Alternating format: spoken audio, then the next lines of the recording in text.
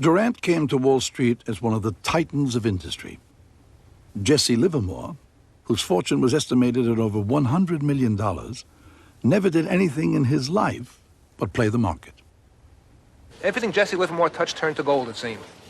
All he had to do was to press a button and the stock would go up 10 points. And that meant, of course, that Jesse Livermore would make a lot of money.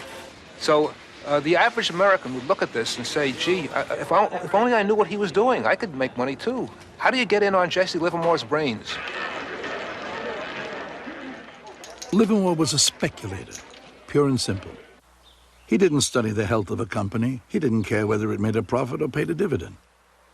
For him, the stock market was an abstract game of numbers.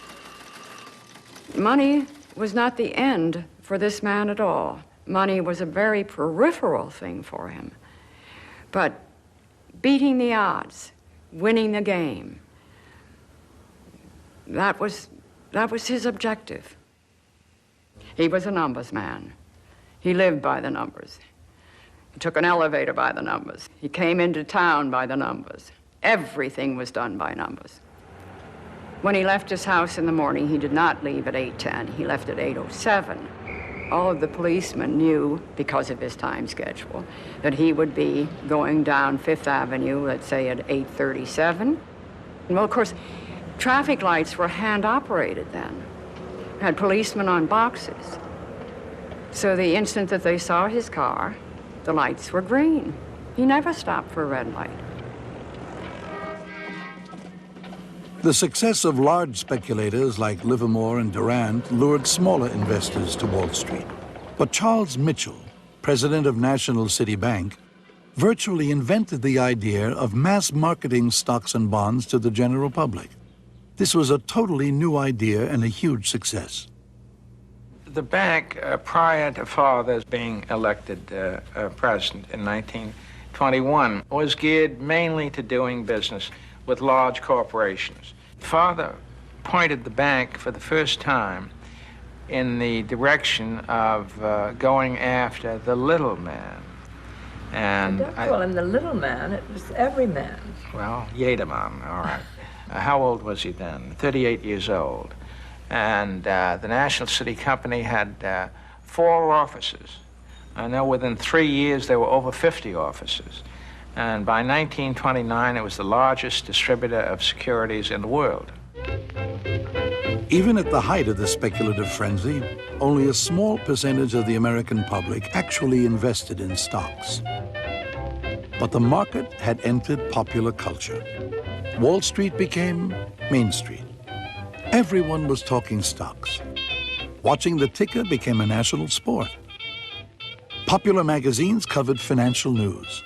Dozens of bestsellers promised investors the inside track. Oh, what a feeling. You've got me feeling bigger and better than ever. The characters in the popular comic strip Gasoline Alley were investing in a company called Rubber Keyhole. Stock tips came from everywhere. Some investors followed the advice of Evangeline Adams, an astrologer.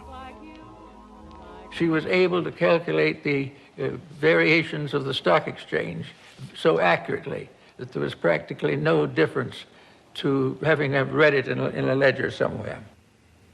Among her more interesting clients were Charles Chaplin, Mary Pickford, and J. Pierpont Morgan.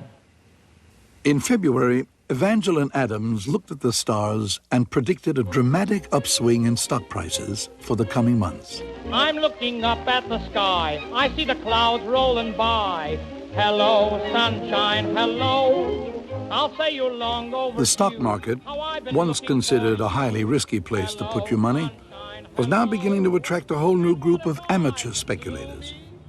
Among the new players was one Julius Marx. Everyone knew him by his stage name, Groucho.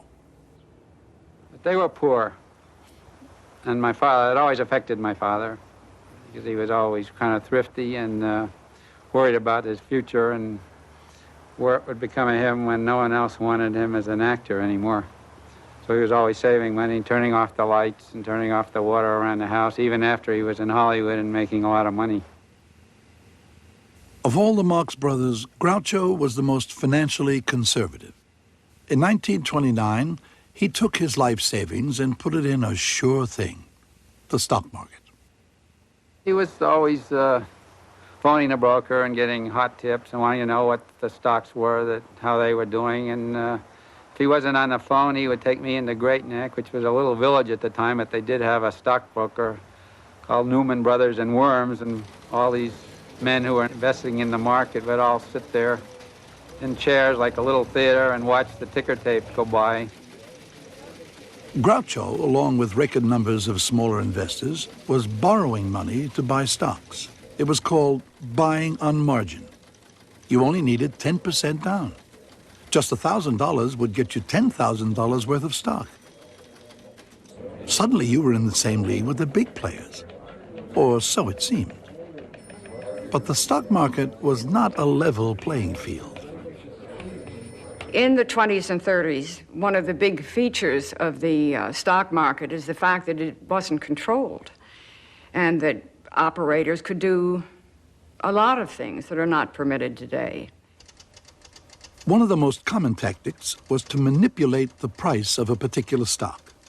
A stock like Radio Corporation of America. RCA was in the 20s what Xerox was in the 60s, what was a great growth stock. The stock went from, I can't remember the exact numbers, but from something like 20 to 400, split many times, and made many people, including my grandfather, very wealthy. It was one of the stocks that was manipulated by a pool. Wealthy investors would pool their money in a secret agreement to buy a stock, inflate its price, and then sell it to an unsuspecting public. Most stocks in the 1920s were regularly manipulated by insiders, like RCA specialist Michael Meehan. In those days, that was legal, and it was quite common practice for a group of Wall Streeters to take a stock in hand, and they would acquire a position in the stock early on, and then they would see to it that there was good press on the stock, a lot of publicity. I would say that practically all the financial journals were on the take. This includes reporters for the Wall Street Journal, the New York Times, the Herald Tribune, you name it.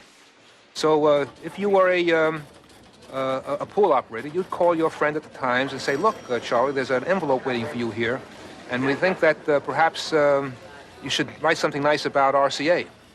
And Charlie would write something nice about RCA. A publicity man called A. Newton Plummer had canceled checks from practically every major journalist in New York City. Then they would begin to what was called painting the tape, and they would make the stock look exciting. They would trade among themselves, and you'd see these big prints in RCA, and people will say, oh, it looks as though that stock is being accumulated. Now, if they are behind it, you want to join them. So you go out and you buy stock also. And what's happening is the stock goes from 10 to 15 to 20, and now it's at 20, and you start buying. Other people start buying, 30, 40. The original group, the pool, they stop buying. They're selling you the stock.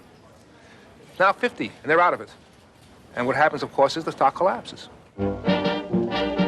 On March 8, 1929, Michael Meehan began one of the most successful pools on Wall Street. From the 8th to the 17th, Meehan and the pool pushed up the value of RCA almost 50%. On March 18th, they sold and divided up their profits. In today's money, they had made $100 million for 1 week's work. The pools were a little like musical chairs. When the music stopped, somebody owned the stocks, and those were the sufferers.